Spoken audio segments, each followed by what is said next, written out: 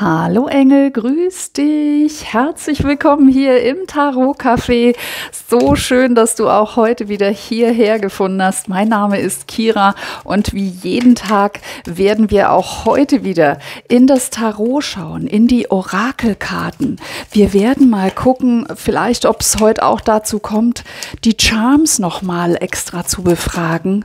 Und ich freue mich auf alles, was kommt und ich hoffe natürlich, oh, da möchte schon etwas raus, du siehst es, ein Ritter der Stäbe, also ja, ich würde mal sagen, die Tendenz, die liegt hier schon auf dem Tisch, die liegt hier schon im Tarot-Café und ja, wie immer wollte ich natürlich auch noch mal nachspüren, nachhören. Wie geht es dir? Ich hoffe, dein Tag hat zu deiner vollsten Zufriedenheit gestartet.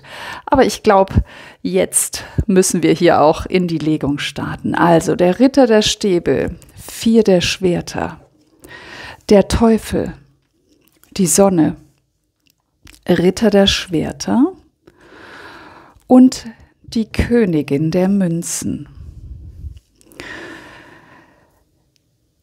Ja, die Stille, die momentan so um dich herrscht, also die Stille, die du jetzt gerade so wahrnimmst zwischen dir und einem Menschen, die Stille allgemein in deinem Leben, die scheint doch wirklich lauter zu sein als jedes Wort. Und nicht nur ist diese Stille tatsächlich sehr, sehr präsent in deinem Alltag, in deinem Leben. Und was so eine Stille natürlich auch mit sich bringt, also wenn es das hier irgendwie verdeutlicht, spüre ich sehr, sehr stark, dass du das Gefühl hast, dass diese Stille teilweise lauter ist als ein Presslufthammer. Also wenn das überhaupt so Sinn machen kann, also es ist fast unerträglich für dich geworden, dieses Schweigen, beziehungsweise gar nicht mal das Schweigen, sondern dass ein bestimmter Mensch in deinem Leben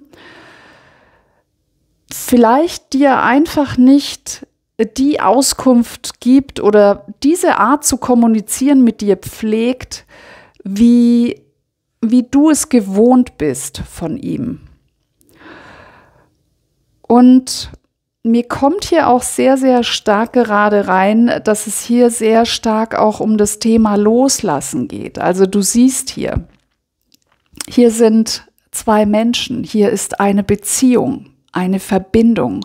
Du als Königin der Münzen, du bist dieser stabile Anker, du bist die Stabilität, die diese Beziehung getragen hat und die diese Verbindung bis heute auch noch nährt und trägt.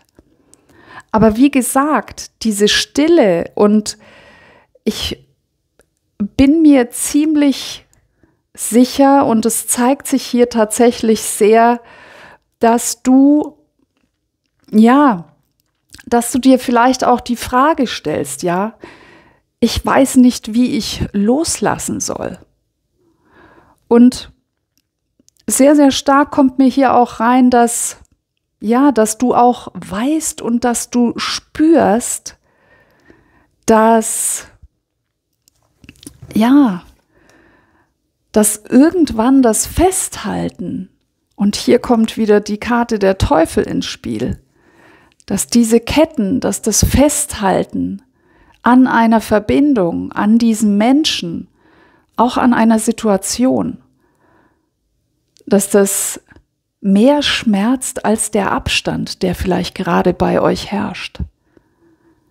Also es ist wirklich eine Wunde, eine Narbe, ein großer Schmerz, mit dem du sehr, sehr gut zwar zurechtkommst. Also mich würde nicht wundern, wenn die Außenwelt davon gar nichts mitbekommt.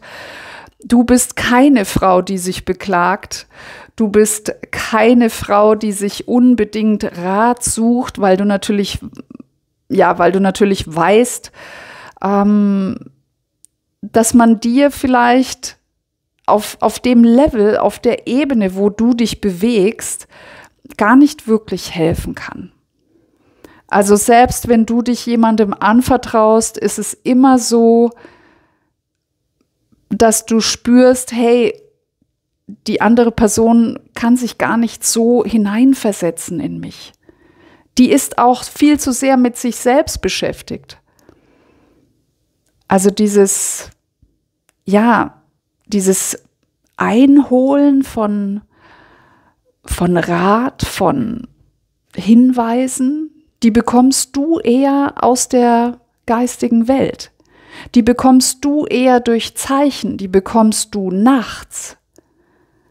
Vielleicht träumst du momentan viel. Ich sehe das hier sehr, sehr stark, ja, dass du hier ganz viele Botschaften bekommst, dass mit dir kommuniziert wird, aber wenn ich so sagen darf, gar nicht so hier auf unserer weltlichen Ebene, gar nicht so hier im grobstofflichen, sondern eher auf der feinstofflichen Ebene. Ja, du hörst und siehst und spürst und fühlst Dinge viel, viel intensiver als andere. Und vor allem momentan sehe ich, dass das so ist.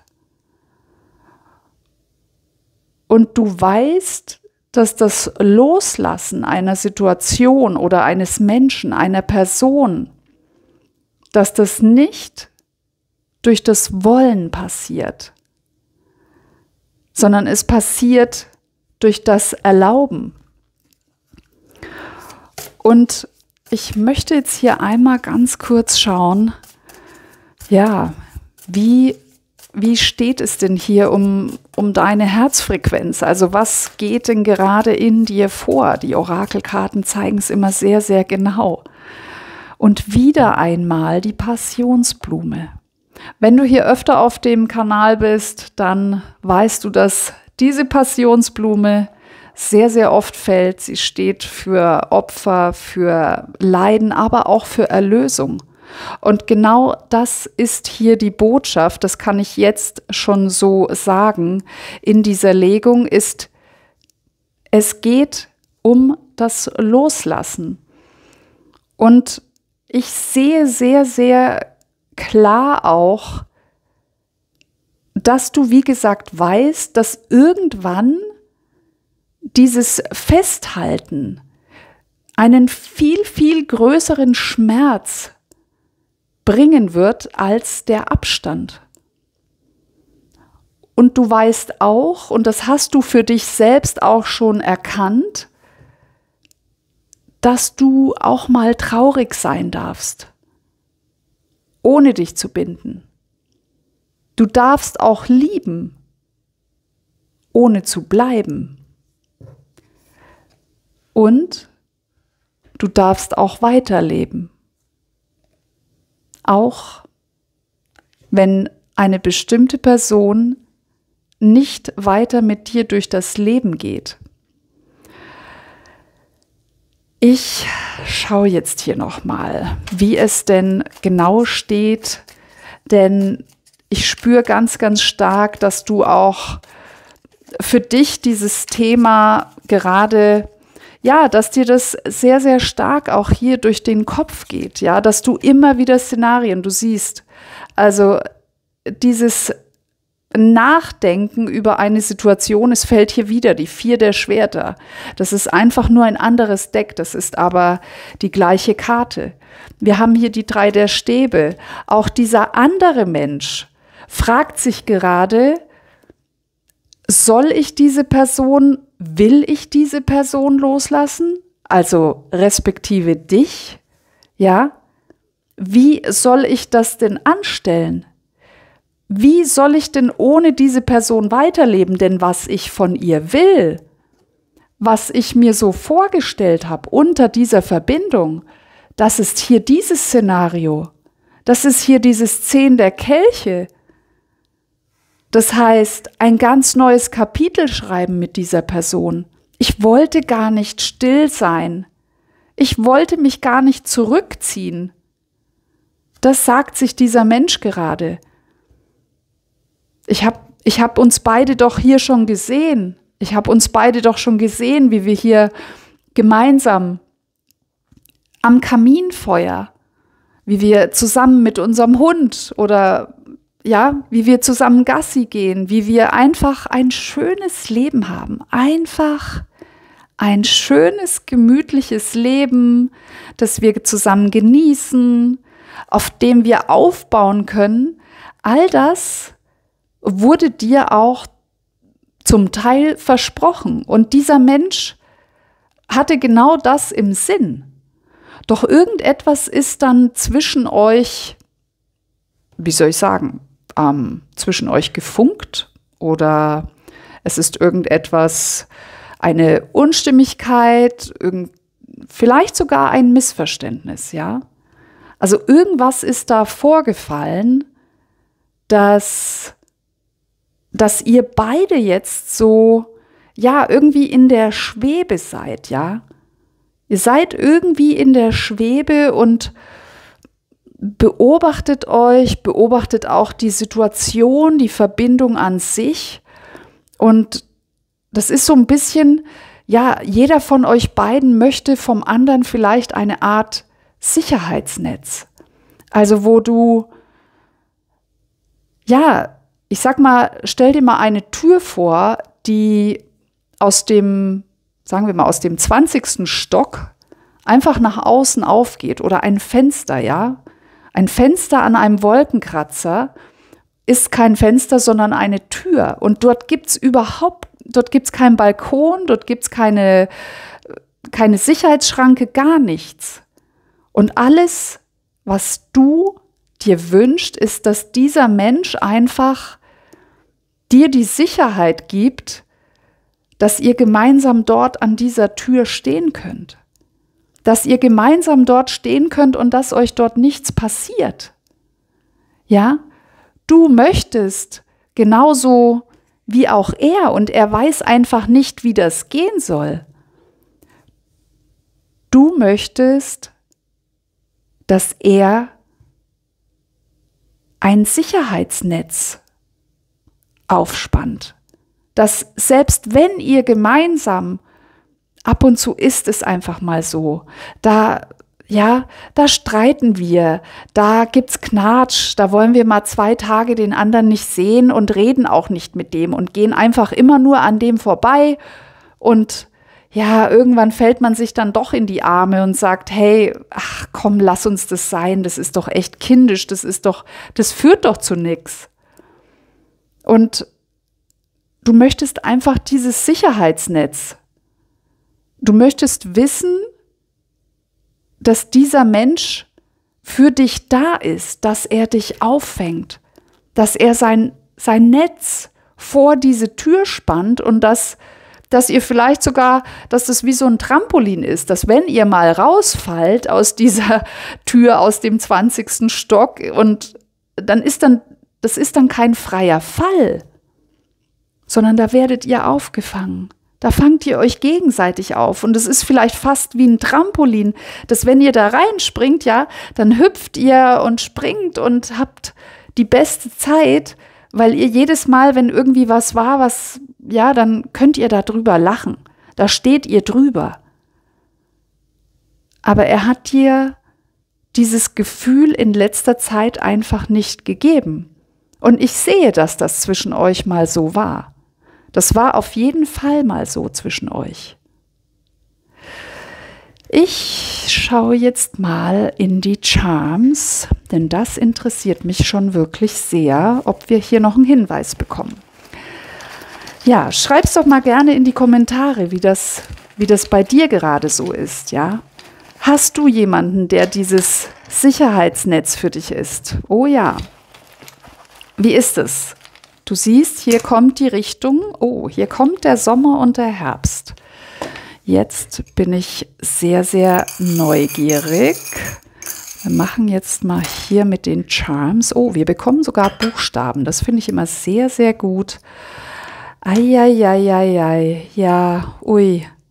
Also, gut, wo fange ich an? Ich fange jetzt einfach mal hier bei dem Buchstaben C an. Also, ein Mensch, der Vorname, Nachname oder Geburtsort mit C, vielleicht auch die Straße, wo jemand wohnt. Also vielleicht kriegst du irgendeinen Hinweis mit dem Buchstaben C. Wir haben hier auch das Y, ja. Also das könnte ja dann die Yvonne, der Yves, was auch immer, welche Namen es da gibt oder auch Orte, Vorname, Nachname, also diese beiden Buchstaben. Und du siehst es hier, es geht hier um einen Richtungswechsel. Es geht hier aber auch im Sommer und ich sehe das im Sommer und der Sommer heißt auch immer, ja, das sind die Sommermonate, aber typischerweise kann das auch sein, wenn es an einem Tag, wo es vielleicht nicht typischerweise der Sommer ist, also nicht im August oder Juli, ja. Das kann sein, dass im März oder ein sehr, sehr warmer November, wenn da mal ein Tag war, der überdurchschnittlich wärmer war, dann zeigt es das an und da gab es Verstrickungen. Liegt hier auch eine Warnung, da liegt hier ja diese Krake, die immer für Verstrickungen, für Verwicklungen, für verzwickte Situationen steht. Also ich bin mir ganz sicher, dass das bei euch im Sommer hier gestartet ist, diese Phase, dieses, ja, einfach, wo man dann nicht mehr wusste, wo man gar nicht mehr wusste, woran bin ich denn an dem anderen. Aber ich sehe, dass das eine Phase ist, die sehr, sehr schnell vorbeigehen wird. Denn kommt hier der Herbst, also schon jetzt im September, Oktober, November, also wenn das Laub fällt, da wird es einen Schlüsselmoment geben und da wird sich wieder etwas bei euch verankern. Also da wird sich wieder hier in einem Schlüsselmoment die Erinnerung an eine Liebe verankern. Das ist einfach so. Und ich möchte jetzt noch einmal hier reinschauen in diese Zeitqualität im Herbst, was sich da zeigen wird. Ja, wie wirst du denn da erscheinen? Also das möchte ich mir jetzt hier ganz, ganz gerne anschauen. Oh wow, okay. Also du siehst es. Die Karten zeigen Lust, Erotik, Fruchtbarkeit, Intimitäten. Also ihr werdet auf jeden Fall, es sieht nach Versöhnung aus. Und was mir jetzt hier reinkommt, also anscheinend hat dieser Mensch Qualitäten, wenn du weißt, was ich meine, die du sehr zu schätzen weißt. Also hier auf YouTube muss ich immer ein bisschen aufpassen, was man hier so sagt. Und das Einzige, ja, guck mal bitte nach, spür mal in dich herein. Nicht, dass, ich sag mal, dass diese Versöhnung zwar dann sehr, sehr schön wird und ja, ich sag mal, gar nicht mal einseitig, aber dass das natürlich, wir wissen, wie toll das alles sein kann. Bloß danach geht's hier vielleicht wieder so weiter. Also da eindeutig hier, es kommen bessere Zeiten, ja. Und du siehst es, also, ja, es hätte eigentlich nicht besser fallen können, aber trotz allem liegen hier wirklich zweimal hier diese 4 der Schwerter und der Teufel. Und der Teufel ist immer auch eine Warnung, ja, zu gucken, dass man sich nicht verbrennt. Also, ich sag's mal so, zu viel Reibung erzeugt ja auch, kann ein Brennen erzeugen. Das ist so, wie wenn du im Hochsommer zu einer Massage gehst, da brauchst du überhaupt keine Fangopackung und nix, weil da wird's dir sowas von warm von dieser Reibung. Und also ich glaube, du weißt, was ich meine. Schau bitte, dass du dich in dieser Sache nicht verbrennst, dass du da dich nicht, ja, bezirzen lässt sozusagen durch bestimmte, ja, ich sag's mal, Annäherungsversuche oder auch durch diese Leidenschaft. Also man sieht's hier ja, ihr seid sehr leidenschaftlich beide. Ja, bei euch funkt es einfach. Ja, ich sage es jetzt auch noch mal einfach so, weil es mir gerade reinkommt. In der horizontalen, da funktioniert alles prächtig. Ja, da versteht man sich. Aber das ist ja sehr, sehr oft so, dass man sich da versteht. Und es ist sehr wichtig, eben zu gucken, sich nicht zu verbrennen und nicht zu viel Feuer hier. Du siehst, ja, hier haben wir das Feuer, ja, und hier brennt's und da wird jemand vielleicht verführt. Also achte da auf dich, schau auf dich und immer noch das Thema Loslassen. Also vielleicht bist du hier auch aufgefordert, nicht gleich beim ersten Ruf wieder von deinem Standpunkt abzurücken. Also wieder zu sagen, hier, okay, ich gebe nach. Ich war immer die nachgegeben hat. Das weiß dieser Mensch. Dieser Mensch weiß das sehr, sehr gut. Der weiß das ganz genau, welche Knöpfe er bei dir drücken muss. Du siehst es hier, ne? Schau dir mal diese beiden Gesichter an, ne? Sie sind beide sehr, sehr nah. Das sind zwei, die lieben sich. Die kennen sich.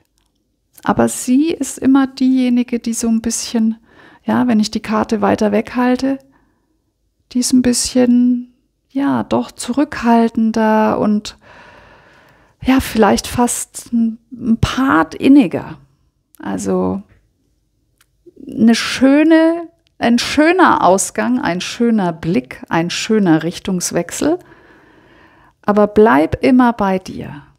Bitte bleib immer bei dir, mein Engel. Ich freue mich auf morgen auf die Legung und ja, wünsche dir noch einen schönen Tag. Bis dann. Ciao, ciao, deine Kira.